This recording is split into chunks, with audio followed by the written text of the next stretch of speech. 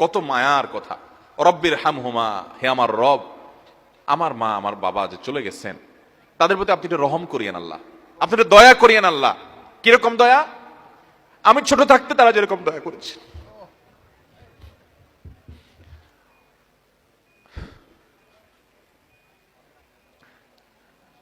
আমাদের বাবা মা বাচ্চাদের প্রতি কতটা মায়া করেন, যারা সন্তানের বাবা হয়েছেন তারা সবাই টের পান। পান কি পান না? কিন্তু আমরা মরার পর কিছুদিন কান্নাকাটি করার পর এরপর বাবা মাকে ভুলে যাই, আমরা আমাদের জগতে ব্যস্ত হয়ে পড়ি। আমাদের বাবা মা কিন্তু তাদের জীবদ্দশা আমাদেরকে ভুলতেন না।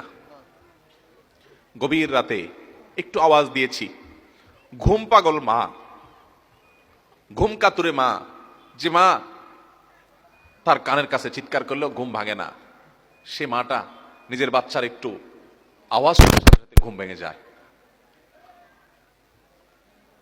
বেশিরভাগ বাবা, পৃথিবীতে বহু খারাপ মানুষ আছে ভাই, কোনো খারাপ বাবা খুব একটা নাই, হাতে গোনা দুই একটা বিচ্ছিন্ন ঘটনা ছাড়া বহু খারাপ মানুষ আছে পৃথিবীতে, কিন্তু খারাপ বাবা, সন্তানের জন্য বাবা কি না করে বলেন, কি না করে।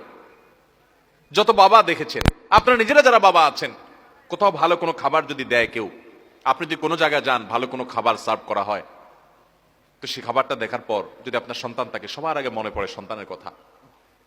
এত সুন্দর টেস্টি খাবারটা যদি আমার ছেলেটার জন্য নিয়ে যেতে পারতাম, বা মেয়েটা যদি তার সাথে শেয়ার করতে পারতাম, মনে পড়ে কি পড়ে না বলেন?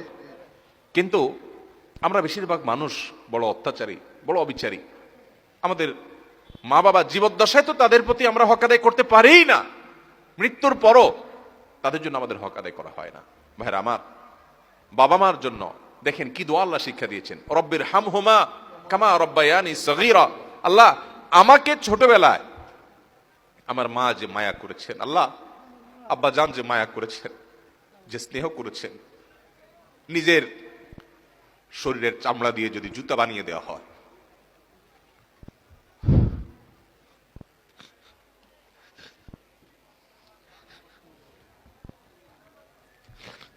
তবুও বাপ মার ঋণ কখনো শোধ করা যাবে না।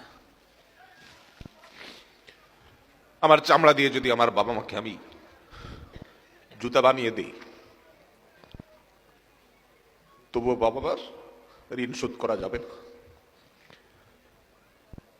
মসজিদে হারামে এক ব্যক্তি তার মাকে কাঁধে নিয়ে, হজের মতো কঠিন কষ্টসাধ্য কাজ, একাই চলা যায় না হজে, কোথায় আরাফাত, কোথায় মিনা, কোথায় মুজদালিফা, কোথায় মক্কা, তওয়াফ, সাই, জমারাতে পাথর মারা, একই দিনে এত কাজ, মাইলকে মাইল হাঁটা, লক্ষ লক্ষ মানুষের ভিড় ঠেলে, কঠিন কাজ।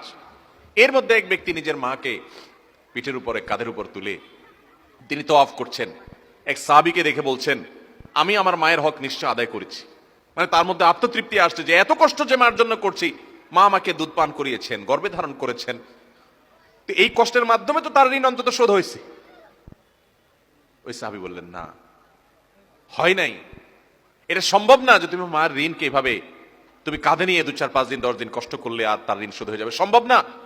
আব্দুল ইবনে আব্বাস রাদিয়াল্লাহু তাআলা আনহু বলেছেন যে তুমি বাবার সামনে এরকম জামা ঝাড়া দিয়েছো যা ধুলা পরিষ্কারের জন্য, সামনে তোমার বাবা বসা ছিলেন, তুমি বেয়াদব। কারণ পৃথিবীর আল্লাহ রাসূলের পর সবচেয়ে বেশি তোমার শ্রদ্ধা পাওয়ার উপযুক্ত তোমার মা এবং বাবা।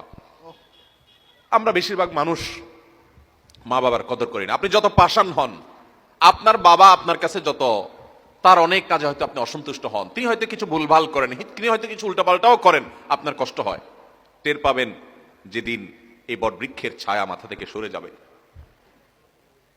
মাহফিল শেষ করে যখন বের হতাম, আব্বাজান ফোন দিতেন, যত রাত হোক।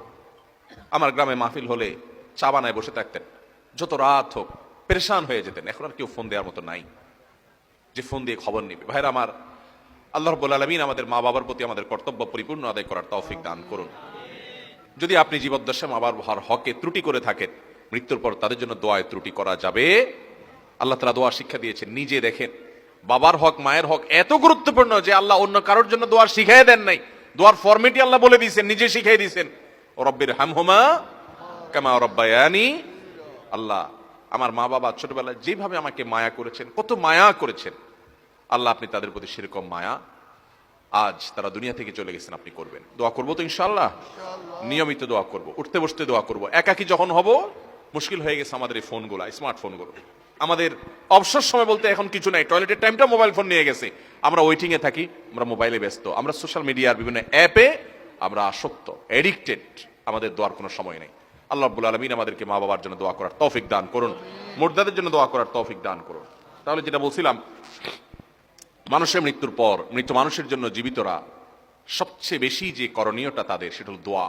বেশি বেশি দোয়া, উঠতে বসতে চলতে ফিরতে শুইতে খাইতে, এমনকি অজু অবস্থায়, বিনা অজু অবস্থায় হাত তুলে, হাত তোলা ছাড়া একাকি যখন আছেন, মনে মনে আল্লাহর সাথে কথা বলা শুরু করবেন। আল্লাহ, আমার এই প্রিয় মানুষটা দুনিয়া থেকে গেলেন, আমার এই আপন মানুষটা চলে গেছেন, আল্লাহ আপনি ছাড়া তার কেউ নাই, আল্লাহ আপনি তার প্রতি রহম করেন। মন খুলে দোয়া করব। এই দোয়া মুর্দার জন্য কি পরিমাণ উপকার হয়, ইবনে মাজার যে হাদিসটা আমি শুনিয়েছি সেখান থেকে আমরা জানলাম। আল্লাহ আমাদেরকে আমল করার তৌফিক দান করুন। মৃত ব্যক্তির জন্য আর কি করতে পারি আমরা, আমি দীর্ঘ আলোচনা যাব না, কারণ অনেক সময় হয়ে গেছে। মৃত ব্যক্তির জন্য আমরা আরো যা করতে পারি সেটা হলো সাদাকা, দান, তার তরফ থেকে দান করতে পারি। এটা অনেক বেশি উপকারী তার জন্য। আয়েশা রাদিয়াল্লাহু তাআলা আনহা থেকে বর্ণিত হাদিসে আমরা জানতে পারি, এক ব্যক্তি এসে বলছেন, ইয়া রাসূলুল্লাহ, আমার মা মারা গেছেন, আফা আতাসাদ্দাকু আনহা, আমি কি তার তরফ থেকে সাদাকা করতে পারি?